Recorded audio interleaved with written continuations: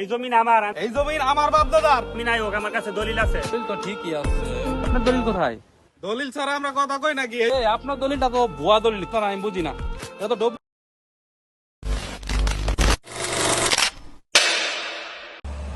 এই দিন যে 2 নাম্বারই করলি, আমি সাহেবের টাকা দিয়া জমিটা লয়ে গেলি গা, ঘুষ দিয়া। এই কামরা কিন্তু ঠিক করস নাই। আমি সামনে ঘুষ দিছি, তোমার কাছে কোনো প্রমাণ আছে? অবশ্যই প্রমাণ আছে। আমিন সাহেবরে যে তুমি পকেটে ঠেললা টাকা ঘুষ দিছো, এটা অবশ্যই আমার কাছে প্রমাণ আছে। এই জায়গার বিষয়টা নিয়ে আমি চেয়ারম্যানের জানামু। আমরা এই জায়গা ছাড়তাম না। জায়গা আমার, চেয়ারম্যানরে তুমি চেয়ারম্যানরে জানাও। আসসালামু আলাইকুম আমিন সাহেব, ভালো আছেন? জি আলহামদুলিল্লাহ, ভালো আছেন? সেদিন একটা কথা শুনলাম, আপনি নাকি লিটন সাহেবের জমি ঘুষ খেয়ে নাকি জহির সাহেবরে দিয়ে দিচ্ছেন।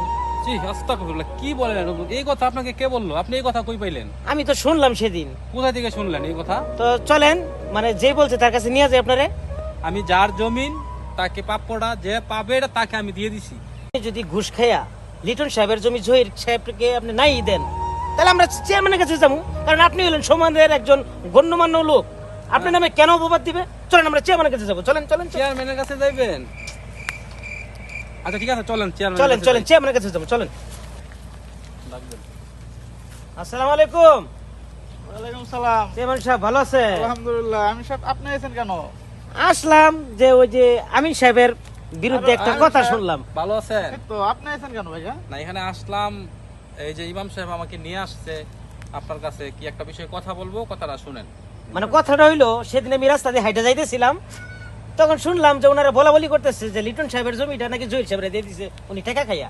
আসলে আমি তো আমি তো জানি না, উনি তো ভালো ছেলে। আমি এলাকায় থাকি, এখন আমিন সাহেব তো একজন গণ্যমান্য লোক, শুনলাম যে উনি নাকি টাকা খাইয়া লিটন সাহেবের জমি জহির সাহেবরে দিয়ে দিছে।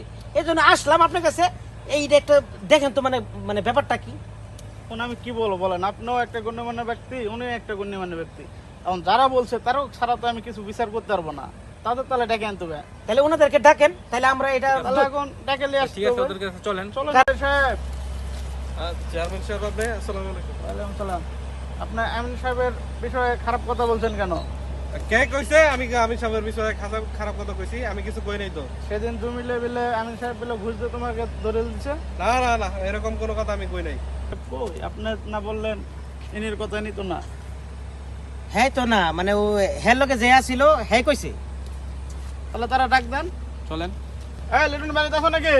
আসি তো চেয়ারম্যান সাহেব। আপনি তোমার নামে তো মামলা আছে।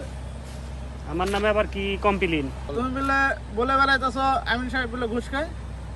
আমিন সাহেব তো ঘুষ খায়। জিজ্ঞান আমিন সাহেব এই দিন ঘুষ খাইছে নাকি? কি বলে? ঘুষ খাইয়া আমার জমিটা আমার ছোট বাইরে দিয়ে দিল। কি ঘুষ বলে? খাইয়া আমার দলিলটা ছিঁড়ে লইছে। তোমার কাছে কোনো প্রমাণ আছে এসব? আমার কাছে প্রমাণ আছে, টাকা দিয়ে ঘুষ খাইয়া আমার দলিলটা ছিঁড়ে লইছে। আমিন সাহেবের জিজ্ঞান। এই যে আমাদের দলিল। আরে অরিজিনাল দলিল কি এভাবে দেওয়া লাগে নাকি? এই আপনার দলিলটা তো ভুয়া দলিল। আমিন সাহেব মাথা নত করলে হবে? আসলে মানে প্রকৃতপক্ষে জিনিস হলো, আমি কিন্তু আপনার সম্পর্কে এলাকায় অনেক ভালো জানি। এখন তথ্যভিত্তিতে যা শুনলাম, যে আসলে দেখা যায় আপনি আসলে টাকা খাই করছেন। আসলে সবচেয়ে বড় জিনিস হলো, এই দুনিয়া দিন না, এই দুনিয়া হলো ক্ষণস্থায়ী, আখিরাত হলো চিরস্থায়ী। আপনি যার হক মারছেন, ওই ব্যক্তি যদি আপনাকে ক্ষমা না করে, পরকালও আপনি ক্ষমা পাবেন না। এই জন্য ভাই, আল্লাহকে ভয় করি ভাই, এইসব না করি ভাই। আল্লাহ তাআলা সবাইকে আল্লাহ তাআলা আমাদের হেদায়েত করুন। আজ থেকে আমি বলতেছি, এবং ওর যে জায়গাটা আমি জহিরকে দিয়ে দিয়েছিলাম, সেই জায়গাটা আমি যত তাড়াতাড়ি সম্ভব লিটনের নামে করে দেওয়ার চেষ্টা করব এবং করে দেব অতি শীঘ্রই। আমিন সাহেব বেচারা হলো গরিব মানুষ, আল্লাহ আপনাকে অবশ্যই উত্তম বদলা দিবে, যেহেতু আপনি শিক্ষিত মানুষ। অবশ্যই আপনি এই জিনিসটা সমাধান করে দিবেন ভাই, এটা আমার আবদার হইলো এলাকার আমি মুরব্বী হিসেবে। আচ্ছা সমস্যা নাই, ইমাম সাহেব যা বললো তুমি ওইগুলা ছেড়ে দিও।